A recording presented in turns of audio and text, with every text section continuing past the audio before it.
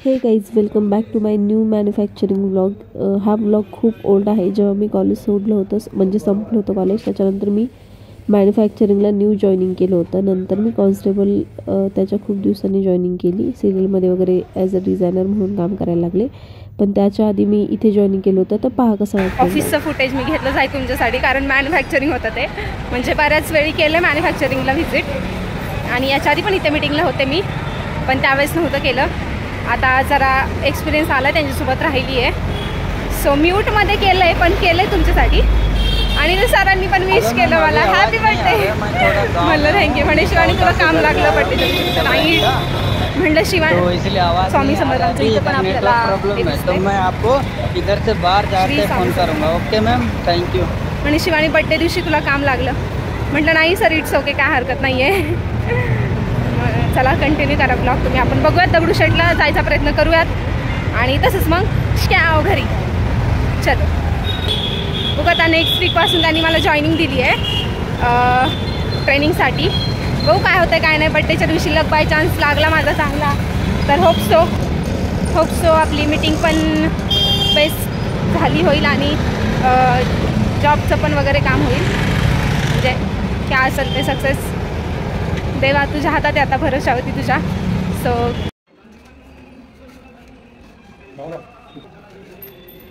असे normal sketches करावे लागतात आम्हाला. नंतर ह्याला कलरिंग वगैरे द्यावं लागतं. डेमोसाठी फक्त हे दाखवावे लागतात विथ डिटेलिंग, आणि नंतर मग ह्याला कलरिंग वगैरे करून हे फायनलला जातात.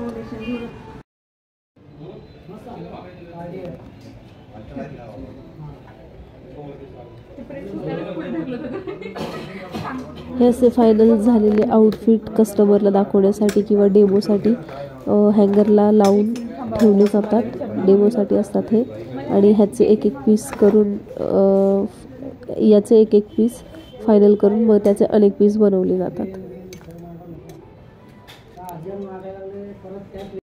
हे आपल्याला जे फ्रॉक वगैरे बनवण्यासाठी साहित्य लागतात ती रूम आहे, स्टोर रूम. म्हणजे झीप, कॅनव्हास, बटन, दोरे, धागे, म्हणजे सगळ्या गोष्टी इथे बॉक्समध्ये नावासहित लिहिलेल्या असतात. त्यानुसार इथे मॅचिंग करून सगळ्या गोष्टी घ्यायच्या आणि पुढे न्यायच्या.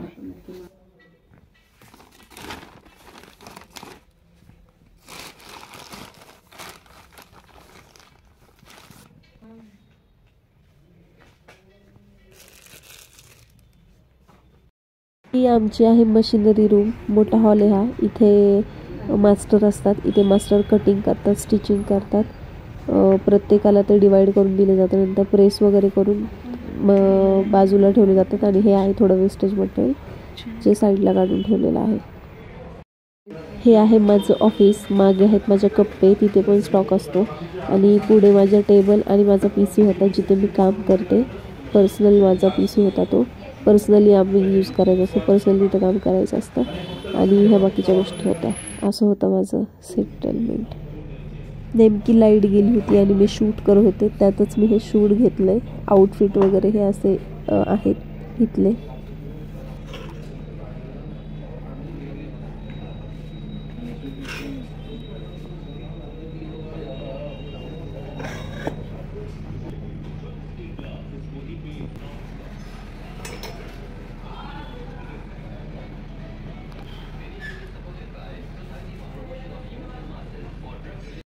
जे आउटफिट झालेत ना, एक पण फॅब्रिक इथं दिसत नाहीये. मग ते का ठेवतील बरं जे झालेत. भूत ऋतू बोल ना एकदा, तुझा आवाज खूप नाजूक आहे, भूत पळून जाईल. दुसरी ऋतू, सगळे चष्मेसच आहे इथं. विशाखा. जेव्हा आउटफिट फायनल होते, फायनलायझेशनला जाते, तेव्हा त्याचे चारही साईडनी फोटोग्राफ, साईज वगैरे, चार्ट सगळं तिथं मेन्शन करावं लागतं. फीडबॅक द्यावा लागतो, घ्यावा लागतो.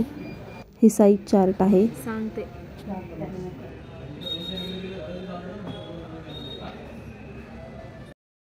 आहे बघा. हे ब्रँड 2199 प्राईज आहे ह्याची. MRP 24 साईज आहे.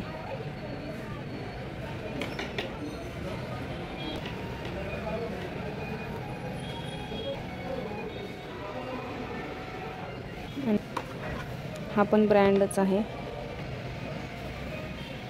टिनी बेबीचं आहे हे, हा पण ब्रँडच आहे. असा होता आपला छोटासा इन्फॉर्मेटिव्ह ब्लॉग मॅन्युफॅक्चरिंगचा. कसा वाटला कमेंट करून सांगा. थँक्यू.